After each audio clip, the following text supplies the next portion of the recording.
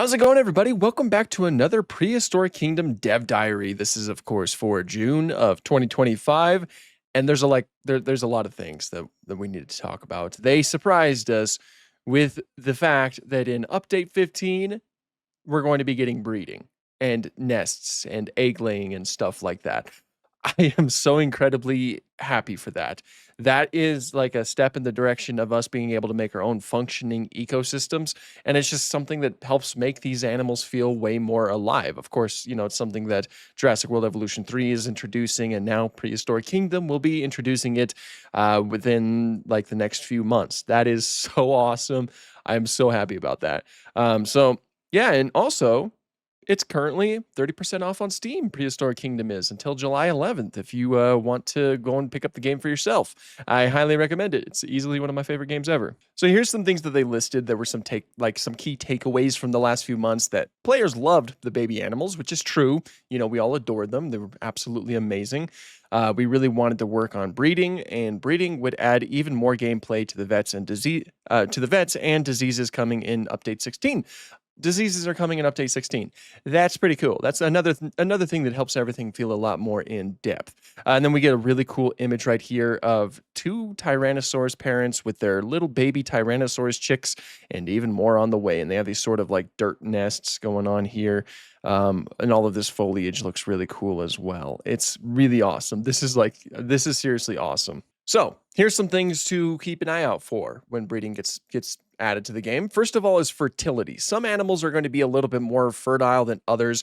Like if they're more fertile, they're going to be able to, lay more eggs, have more offspring. If they're less fertile, they're going to, there's less of a chance they'll lay eggs, or they'll probably lay fewer or something like that. So there's some different layers to this Shrek onion. In order to get animals with high fertility, players will need to adjust the growth speed and maturity of their creatures in the animal nursery. The slower an animal grows and the younger it is, the higher its fertility will be upon reaching adulthood. This means that players who take the time to raise their animals from baby to adulthood will be properly rewarded when it's time to breed them. This is especially important as any offspring will inherit the fertility of their parents, averaging the two together. So it's something that's going to reward you like taking care of these animals in that specific way.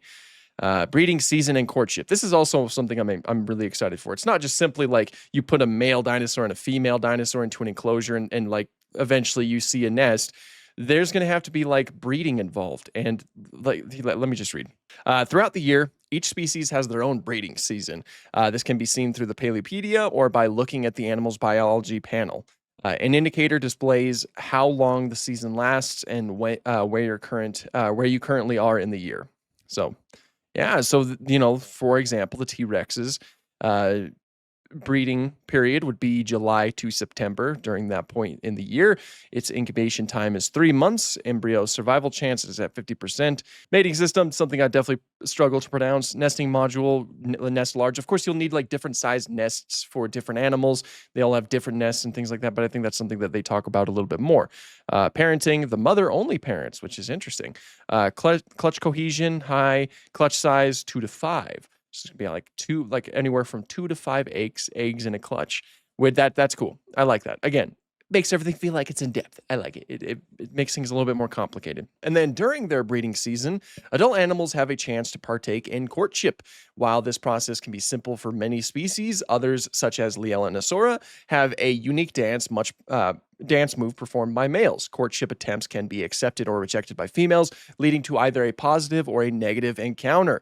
So I love the fact that they're doing that. And here we go. Here's the little courtship dance that this Lielanosaura is doing. I like how they integrated the tail into that, because Lielanosaura does have a long tail.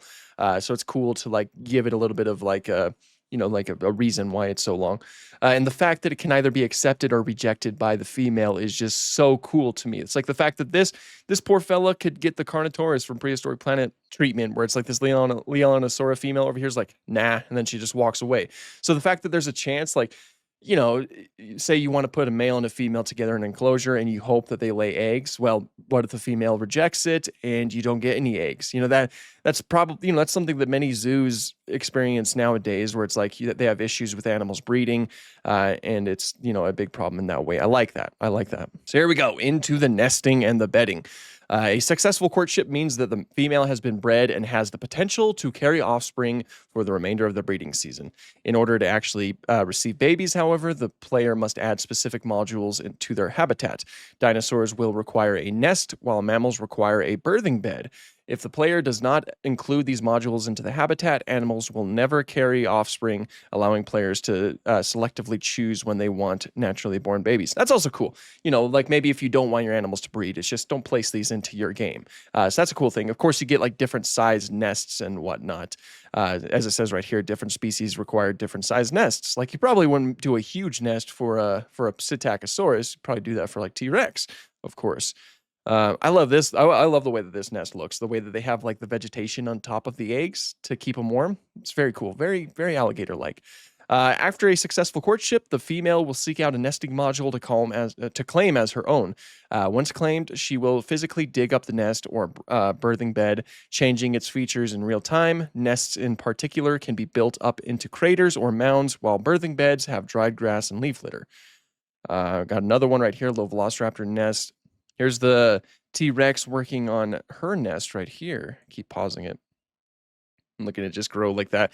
That's very cool. That is very cool. I love that. I seriously love that. Like all you have to do is put in the module to say that, hey, I want these animals to breed, and then the animal will specifically go out to build a nest to breed. If that nest, like if that module's not there, then they won't lay any eggs, or they won't give any birth if they're a mammal.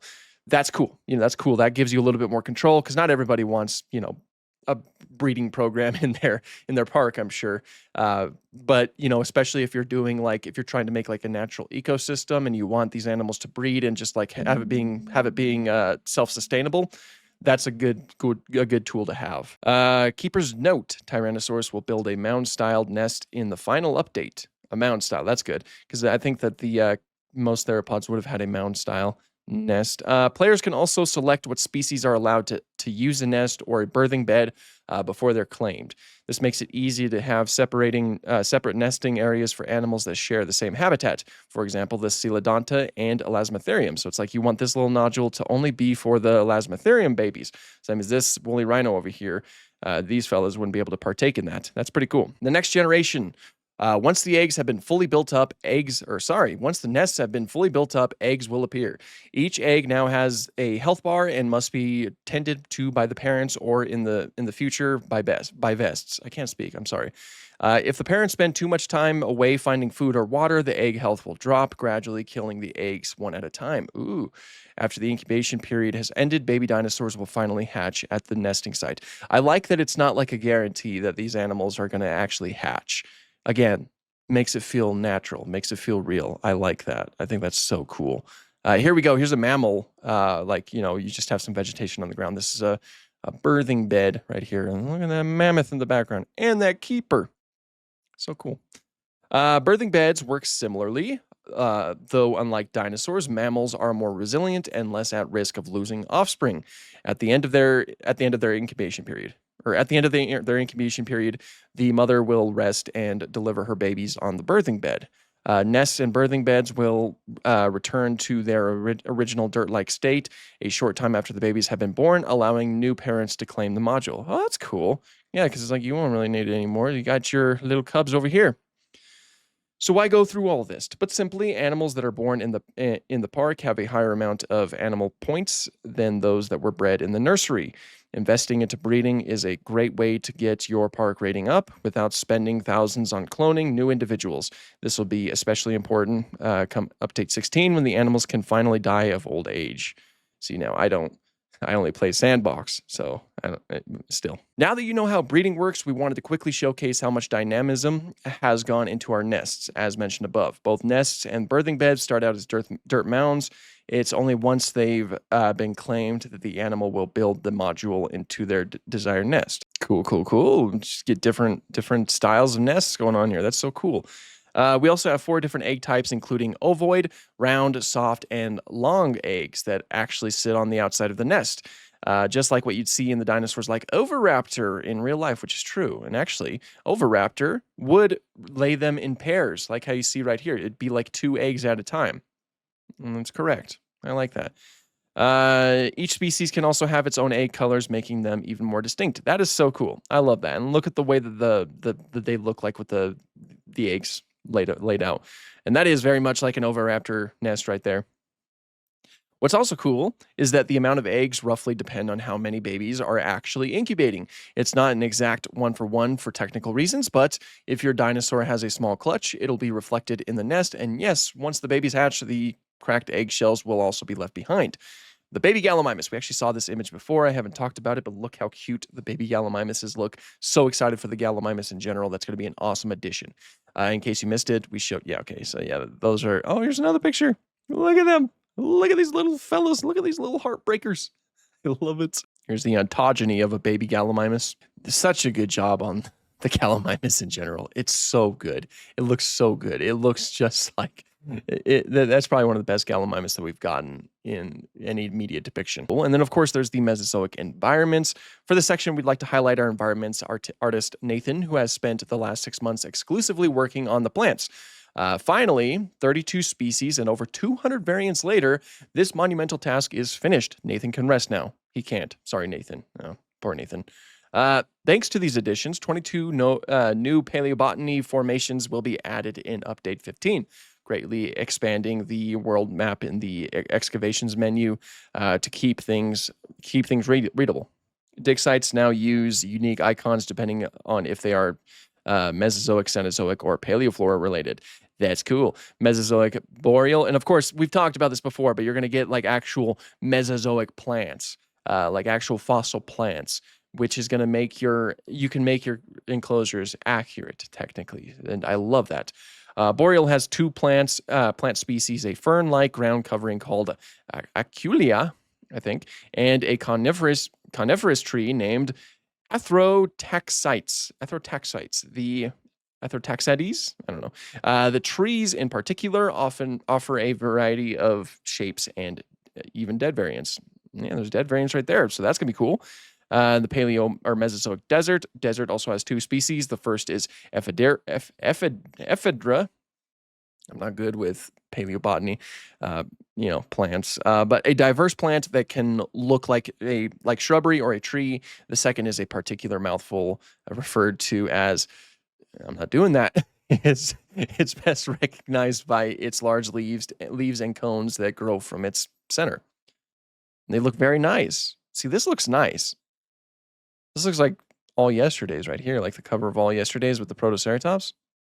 That looks so nice. I love it. The Mesozoic grassland. Since grasses didn't evolve until the end of the Cretaceous period, grassland is a bit of a weird biome. We picked 3 species that filled the niche of grass coverage in a habitat, these being the low-lying cycad tennis? The fern gosh, I'm bad at this. Rufordia, and the grass-like Schizoiopsis. Indeed. It looks cool, though. I love the way that this looks, especially with the Uranosaurs in it. The Mesozoic wetland, which that's very much looks like Hell Creek Formation right there. Probably what you expect it to look like. Wetland has some of the most diverse plants in the game, with a total of 8 species to work with. You've got forests, marshes, horsetails, and hydrophytes. Ooh, that's a nice photo right there. Dinocyrus right here. That looks very nice. Very nice. Yeah. Yeah, that's the Mesozoic plant species. That's a great addition to the game. I'm so glad that they're doing that. Now, this is exciting. This is a big thing right here. We have Oviraptor Phyloceratops, which, of course, is an Oviraptor that lived in Mongolia. Now, this is a good animal to add during the egg laying update, because Oviraptor is technically the first dinosaur found with evidence of parental behavior. Now, it's actually a case of mistaken identity at first anyway. When it was first discovered, it was found on top of eggs that were thought to be Protoceratops eggs. Later, decades later, like, quite a while later, it was later found out that those were its own eggs and it was taking care of them. So it was like one of the first times that we actually saw dinosaur parenting in action in fossils. But unfortunately, it was when it was first discovered, it was thought to be stealing the eggs, and so it was given the name Oviraptor, which translates to egg thief. Let's hear what they have to say about it. If one species wasn't enough, we've got another. Given the update's theme, we felt it was only appropriate to introduce a species best known for its relation to eggs. Say hello to Oviraptor, a small feathered dinosaur from Mongolia. Originally described as an egg thief, it's now understood that Oviraptor was but one of many dinosaurs that cared for their young. Absolutely, and I'm glad that they mentioned that. Unlike most other theropods, the toothless jaw of an oviraptor are equipped with a beak and dentary bones, protrusions within the mouth that allow them to easily break down various fruits and nuts in the park. We can't wait to show you how the animal looks in game as we get closer to the release of Update 15. We've wanted to bring this animal back for a long time and are so proud to introduce it alongside nesting. I'm very happy about it, and it looks very nice. You got this really cool male variant right here with some awesome colors, and this female variant right here that also has some very awesome colors. And just the whole model in general is really, really good. They really outdid themselves with that one. So yeah, that's what we have to look. Oh no, so sad, but probably canon. That's cool too. Some awesome community spotlight things, like some things that people did. Yeah, no, that's the stuff that we have to look forward to in Update 15. This is shaping up to be a pretty awesome update. I was already really happy for the inclusion of Gallimimus, but now we're getting breeding and we're getting nesting. And, we're even getting like courtship dances and stuff like that. Like, there's no going wrong with this update. This is a fantastic update. I'm so happy for it. Be sure to let me know what you guys think of the upcoming update down in the comments down below. And if you like dinosaur-related content, please consider subscribing. I would love to have you on board. But until next time, thank you so much for watching and have an awesome day.